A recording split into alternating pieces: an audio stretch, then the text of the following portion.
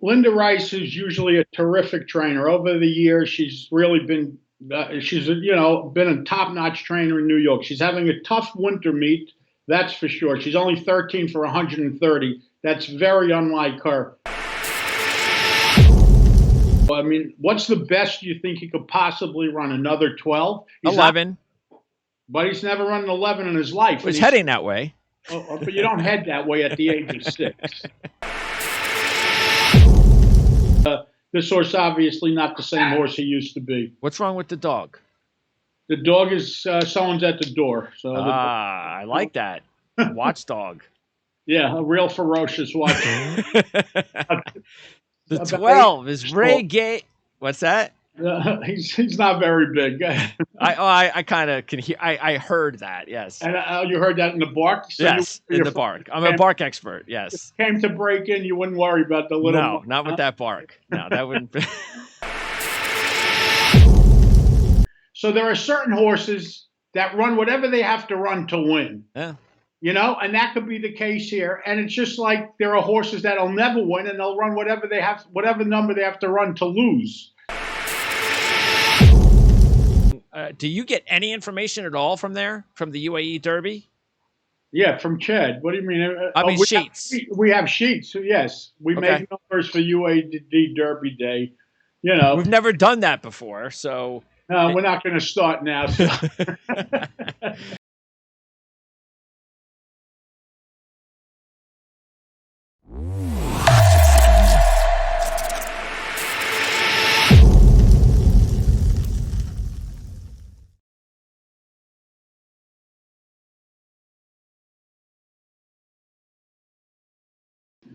All right, let's talk horse racing on the PlaybookSports.com Horse Report with Jon Hardoon. How's it going, John?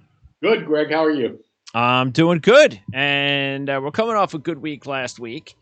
Last week, we had another Kentucky Derby race that we handicapped, and that was an easy one to handicap because Classic Causeway won very easily. We talked about that with Chad on Monday's show. And once again, we relied on you to give us the sheets, right from the presses, and you gave us the updated sheets from Classic Causeway of the Tampa Bay Derby, and the sheets number went to, I think, would you say 13? 13 and a half. But first of all, thanks to Jake in the office who busted his butt to get the number out to us. You know, he's one of the bosses there, and he went the extra mile to get it done on time for you. Yes, we appreciate that. Jake. And he did go backwards, but you guys were kind of negative that he went backwards, but I'm not. You know, you can't keep moving forward. The fact that he made a backward move sets him up to run a new top next time out. He ran, you know what I'm saying? Well, it's not. Well, all right. Let me ask you then. But it's not that it's desirable, but it's not a negative as much as a negative as we talked about. I don't think it's a negative, and sooner you want to go back. Don't you want him to have like a 9? So then the next race could be a 7, and then the Derby could be a 5? No, because they're not machines. They don't just keep moving forward.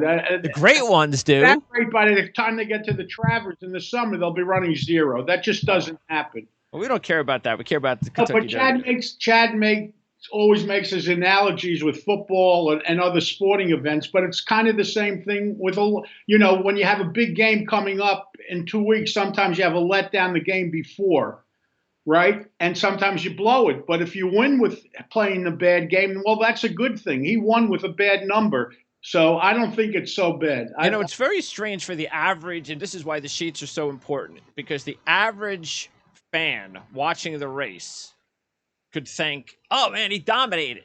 What a great performance. He won so easily. So how do the sheets break down the difference between what it looks like to the average fan is an easy win to it actually being a little bit, not as fast as you thought or not as good as you thought? What it does is set up the bet for the next week, whether you want to play the horse or whether you don't want to play the horse. If the horse, let's say, ran a 7, let's say Creative Causeway ran a 7 on Saturday in Tampa, I would never bet him. That'd be a heavy favorite. I would never bet him next time out. Sure. But the fact that he threw in the bad race, now I know he can make a forward move. He's not going to go backwards off of the 13 and a half. That's for sure. And Chad made a great point. He's very quick out of the gate.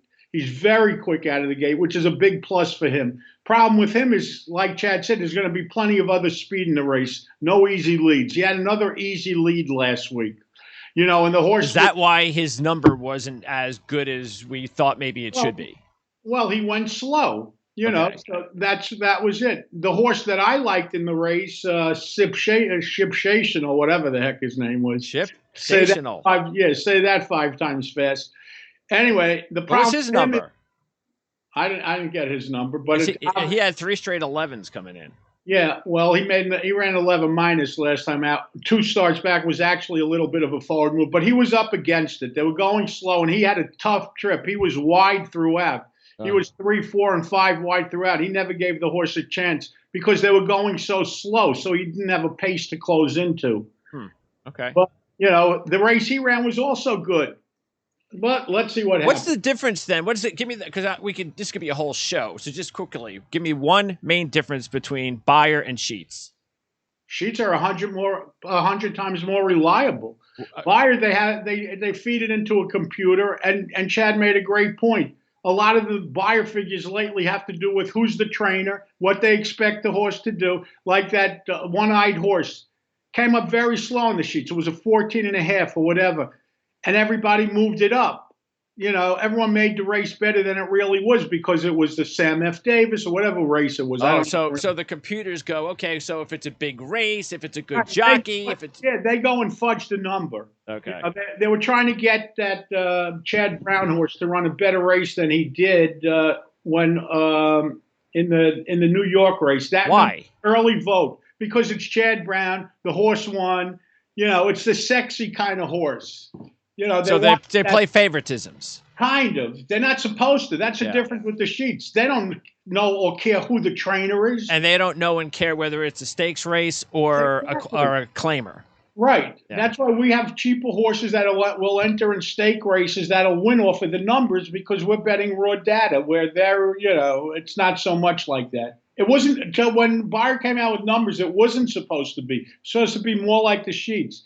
But for some reason, as time goes, it doesn't seem to be working out. Good for the Sheets. Yeah. By the way, also last week, how about Scalding? Once again, Scalding, 12-1. I thought the odds would come down a little bit. On the show, we loved him. He went up 5 or 6-1. That's not so bad, though. 12-1 to 6-1. I mean, I know. And the week before, in Italian, from 8-1 to 2-1. Yeah, that was crazy. And the Sheets on both of those horses were excellent. I just don't understand. But look, I was glad to get at least 5 or 6-1 with Scalding. Right. It's not like my Italia where you got 2-1. I wouldn't have even bet him at 2-1 to be honest. Right. And so we had the exact in that one. 2-1, he's not a bet. That's right. And the exact was with Cody's Wish, so that came out. And by the way, we talked about that because we wanted to get rid of the 2 favorites because of the layoffs, the 7-month layoff, the 12-month layoff. We ran 1, 2, 3 actually in that race, so we did give out the exact and try and a nice $12 or $13 winner. So hopefully the listeners made some money. Want to remind everybody that and upcoming here in the next few seconds, we're going to cut this off because there's going to be a certain portion of our viewership, the free listeners that will not be able to continue to watch our analysis of the upcoming races. And in order for you guys to check it out, you got to go to patreon.com/PrimeSN, and you can see it from the ticker up there on the top of your screen. As simple as $5 a month. That's 4 shows minimum a month.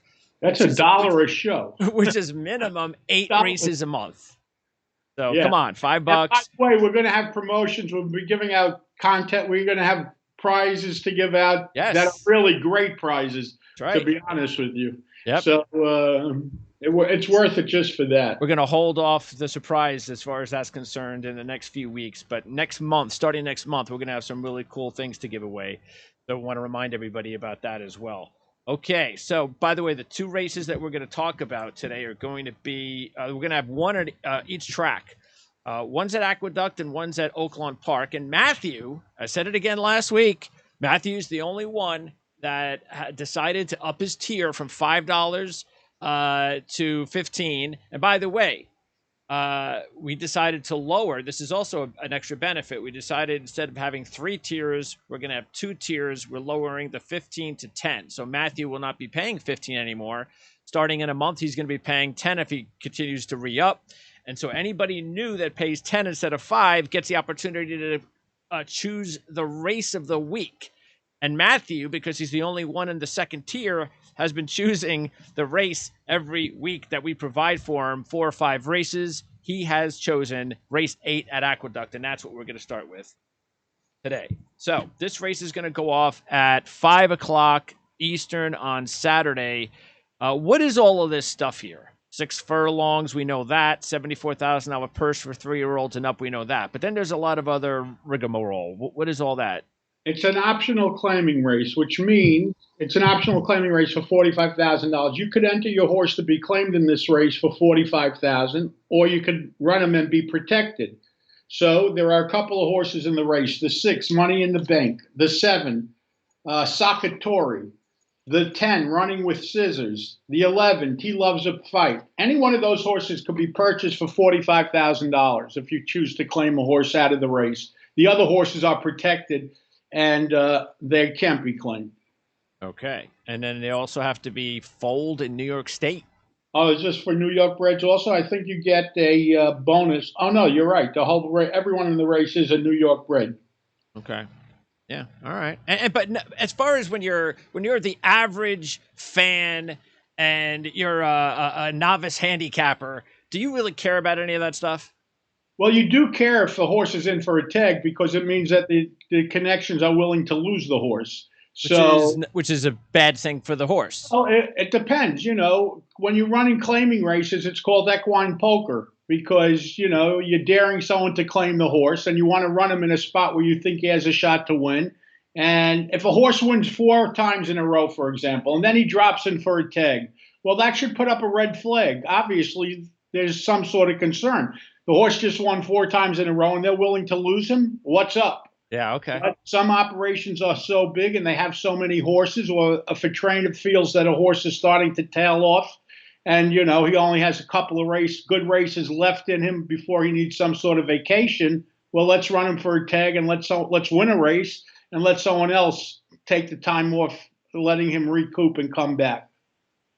By the way, I know you weren't aware of this, but I changed the template on the screen, and it's a combination of blue and black, and I've got this blue shirt, and you picked out a nice blue shirt. So is that karma or what? There you go.